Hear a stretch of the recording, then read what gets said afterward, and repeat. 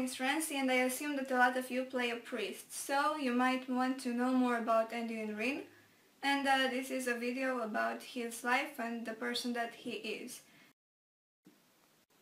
The first very important place in the life of Anduin Wrynn is Stormwind. As you may know, Anduin is the prince of the Alliance and the humans, and his father is Anduin Wrynn, the king. And he has had a very hard childhood. When he was very young, his mother died in the middle of a riot that was caused by Edwin Van Cleef. You can learn more about this riot in another video I made about Edwin. And later on, his father was kidnapped while going on a diplomatic journey towards Jaina Proudmoore. And he had to be the king at a very young age, and that's a lot of responsibility for a young little child. And the king regent was named Bolvar, and he was like another father to him because his father was missing. And after the Wrath of the Lich King expansion, he has a very horrible fate, becoming the next Lich King, so all the people that Anduin loved and cherished, and all his paternal and maternal figures had very difficult lives, and that's very hard for him. So in Stormwind he learns about self-reliance and maturity, and he becomes very strong. After his father, the king, comes back to Stormwind with the help of Alira, he sends Anduin to Ironforge so that he can learn how to wield swords and how to become a warrior like Varian. But after he goes there, he gets a teacher named Erin, which was a lovely female dwarf.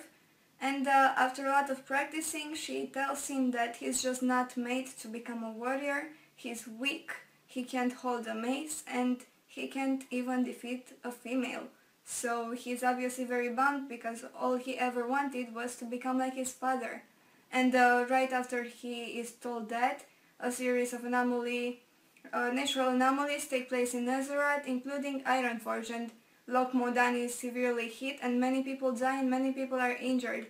And Anduin finds a great pleasure in healing people and helping the priests heal other people and generally aiding everyone.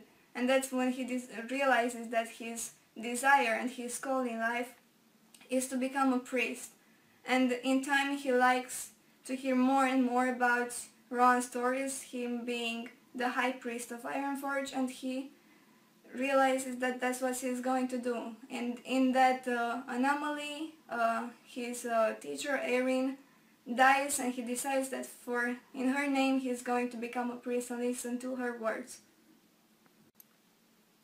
After that happens, the king tries to say some old words from an old book in order to restore some tranquility for the nature, but those words only bring his harm, and he is turned to stone. After that, his daughter claims the throne, but his daughter had been gone for years because she had married the prince of an enemy clan. So when she comes back, she's not exactly welcomed. So she has to close the gates to all Ironforge, and she does not let anyone leave. That's including Anduin. So when his father finds out about that, Varian comes with the SA-7, which are the elite killers from Stormwind, to help rescue Anduin. And he tries to kill Moira, but Anduin steps in and tells Varian that he shouldn't kill her because she's very young and she still has a lot to learn about how to rule. And Anduin is the person who brings peace between the three clans and tells them to create the Council of the Three Hammers. So in Ironforge he learns diplomacy and the arts of healing. Another important place in the life of Anduin is Terramore Isle, the citadel of Jaina Proudmoore. While he was kept captive in Ironforge, he used a magical stone called the Hearthstone to teleport to her place and to ask her for help. But he also finds Bane Bloodhoof there, Bane Bloodhoof being the son of the leader of the Torrents. And everybody would expect them not to get along because their people don't like each other, but they actually found a connection because they both were princes of some clans and they both had the same fear that they may not lead as well as their fathers, and that really brought them together. So that place means a lot to Anduin in terms of diplomacy because he manages to get along with the enemy, showing a lot of open-mindedness and desire for peace. The fourth very important place in the life of Anduin is Pandaria. Anduin is actually the reason that we actually go to Pandaria, because he is seemingly lost. After the new land is discovered, he obviously wants to go there to explore it and to help aid the continent. And Varian did not know about that, so when he finds out, he sends us, the Alliance players, to go rescue him. And this is why many players do not like Anduin. Everybody calls Anduin a prick, because after we go through all the trouble of finding him and trying to get him back to his father, he says that he wants to stay there and to keep working for the sake of that continent, and it's annoying because we really spent a lot of time and energy to try to save him.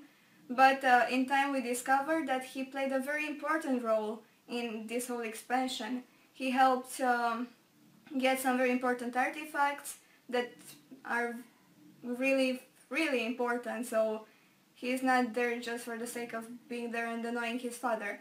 And in the end he actually confronts Garrosh, who is the bad guy in World of Warcraft, if you did not know that.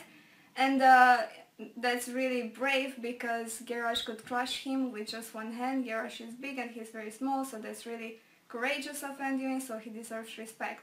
And after all that happens, after we defeat Garrosh in Siege of Orgrimmar, Garrosh is sent to trial, and he refuses to pay testimony and to talk about his actions, and he says that the only person that he wants to talk to is Anduin.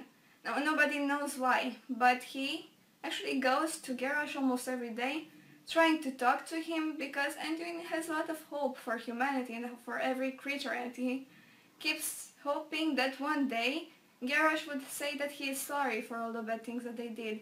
But every day Garrosh just keeps saying things like, "Oh, I really wish I could get my hand between these bars and kill you. Oh, I really wish I could have killed your father." And Anduin keeps going to him because he still has hope for Garrosh, that maybe inside Garrosh there is just a slight glimpse of humanity. Now, in the last day before the trial ends and the fate of Garrosh is decided, two sweet sisters, Sylvanas and Verissa, Windrunners, decide to poison Garrosh's food, because there is a chance that Garrosh will not be executed and they cannot risk that. But right before that, Verissa loses her braveness and she tells Anduin, "Hey, this food is poisoned. I don't care what you decide to do to it, I just told you this is the truth, the food is poisoned. You decide if you want to let Garrosh die or not." And Anduin goes there knowing that the food is poisoned, and he goes there to hear him talk for the last time. And Garrosh actually gets his hand between the bars and gets Anduin's arm, and he tells Anduin, "Hey, right now I could really ruin you and take your arm off, and I'd really like to do that." But Anduin gets to take his hand back, but he still decides to tell Garrosh, "Hey, your food is poisoned, don't eat that, you're going to die," showing that Anduin is going to have hope for everyone for the last second of their lives.